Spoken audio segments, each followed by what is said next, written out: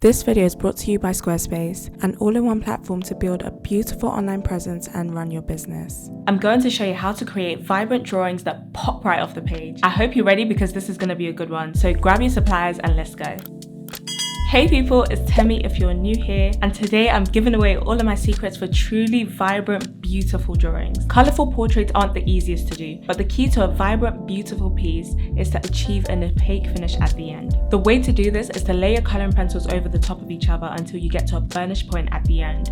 So that is the point of the drawing where you can't add any more layers over the top. I'm going to show you exactly how to do that in this video step by step. But first, I'm going to go through some of the reasons why you might be struggling to achieve a burnish point at the end. And then I'll show you how to create the beautiful drawing you saw in the thumbnail. The first reason why some people struggle to get a burnished opaque point at the end is simply because they give up on the drawing before the drawing is truly finished. And to be honest, I don't blame you.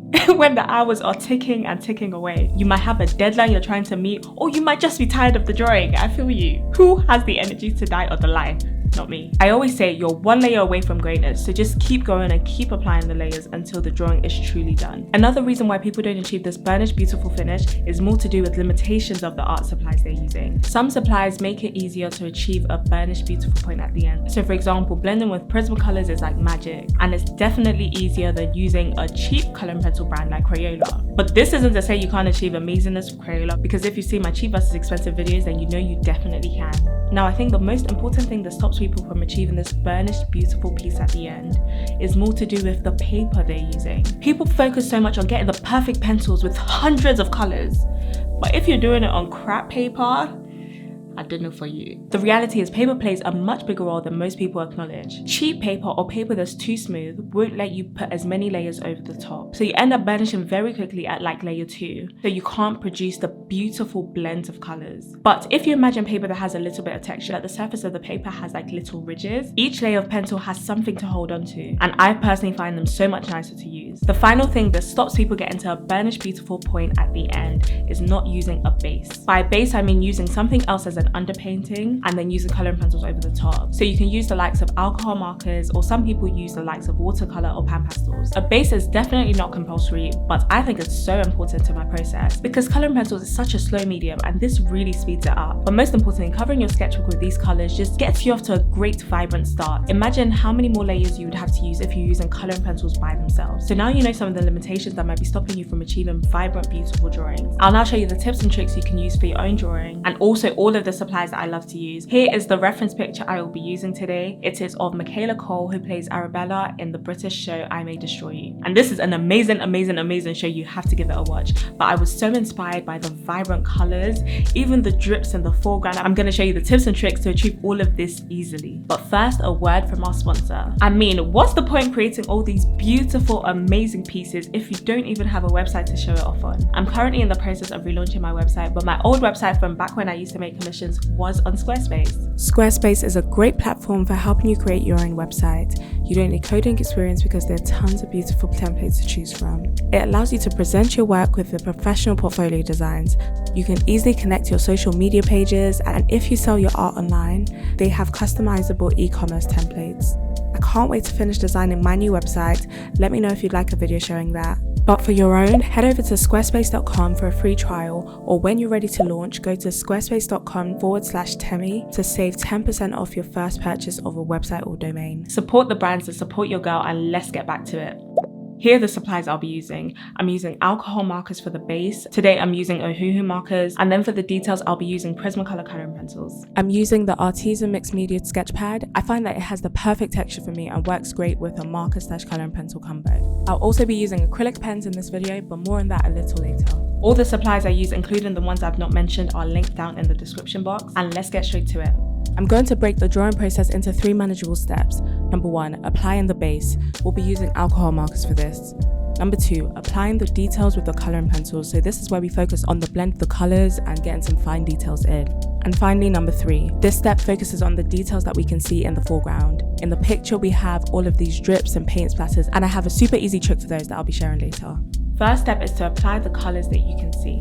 Try to pick out the colours you can identify from the reference. You might find it easier to map out the colours and write out the colour numbers on your initial sketch if you did it on a separate bit of paper. It would also be helpful to have a swatch card, which is basically all of your colors of your markers or pencils swatched out, simply because the caps don't always match the ink. When you have all of the colors mapped out as a guide, we're ready to put it together for the portrait. Drawing portraits period is difficult, and drawing non-skin tone portraits just adds a different level of difficulty. It's so nerve-wracking because how is one cheek blue, the forehead red, and the other cheek yellow? Logistically, it's not really making sense, but the reality is you just have to trust the process because it will come together in the end. The biggest key with this entire process is to have confidence for the colors that you see and not to imagine what you think should be there. A tip with the marker underpainting is to focus on the main base colors you can see, and in most cases this will be the mid-tone, and just apply that main color. Don't worry too much about the lightest parts, that is the highlight, except you've got some bright white spaces that you can just leave blank. Try to apply the mid-tone because the highlights can easily be added back in with the coloring pencils. Also, don't focus too much on blending the marker colors at this stage. The color pencil layer will really help with this as well. I've only put snippets of this initial stage because it was a part of a whole Draw With Me live I did here on YouTube. I'll link it in the description if you want to catch up later. The marker base is such an important step because, as I said earlier, it just helps you to provide a great solid opaque base and it makes your life easier. But if you don't have markers, that's fine. You can still do all of the layering with your coloring pencils, but with coloring pencils it's a slightly different technique. You want to focus more on building up to the darkest point, so each layer you just gradually build up to a dark opaque point. But when I was a beginner, it's something I wish I knew sooner about using a base like a marker. Now you have the face all put together, we can move on to what I think is the most exciting stage, which is when you use the coloring pencils for all of the details. The main technique here is just trying to blend out the edges of the color to provide smooth color gradations. We already have the main colors down, so now I'm using coloring pencils to apply some of the highlight colors, and I'm also trying to get some of the shadow colors. If you don't have much color pencil experience, not to worry, I've got tons of blending tutorials on my channel which can help you. I'll link a playlist up above.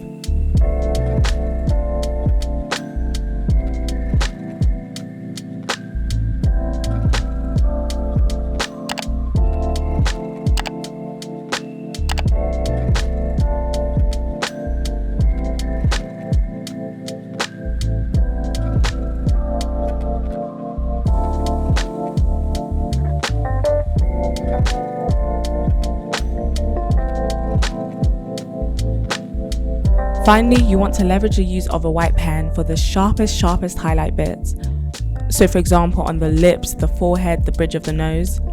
Don't worry if it's looking a little bit crazy because we'll still come back to blend it out, but for now I think it's safe to move on to the hair and the background. And honestly, I think this is what really puts the piece together. Against this white background, she's looking a little bit too blue. And the colourful hair here just kind of puts her face into context. You're not thinking, why is this random woman blue and red and purple? Now you understand the influence of the background and the lighting as to why her skin colour looks like this. Something to pay attention to with the background and the colourful lights is that there's a bokeh kind of blurred effect. And for the most part, I've left the bits that will be white, and I will be blending out the edges a little later.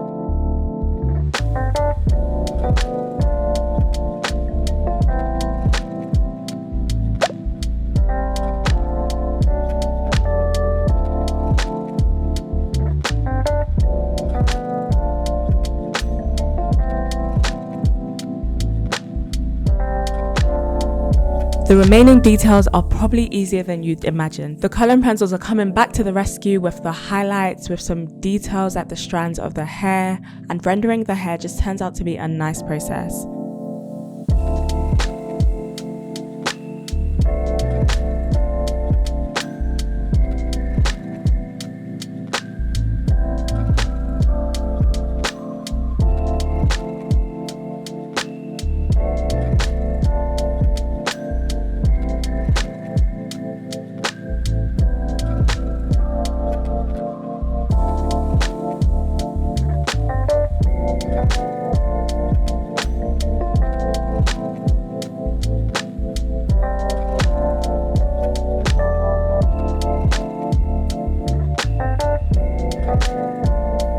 Now for the background and the foreground. So we can see all of these drips, and trying to draw water isn't the easiest, but once you master the simple technique, you can create a really nice effect each time.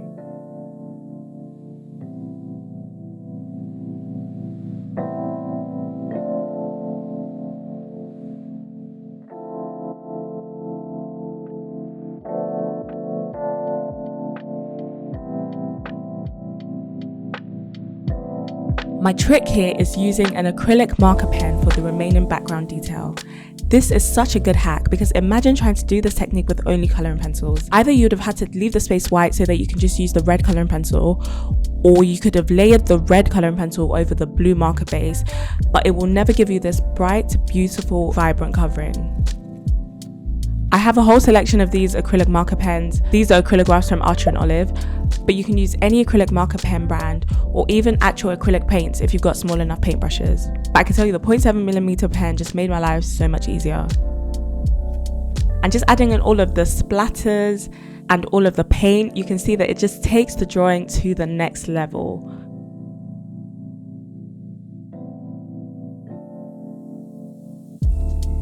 And that's it. So don't forget to use my Squarespace link if you want some money off your site, and check out this playlist if you want more drawing tutorials.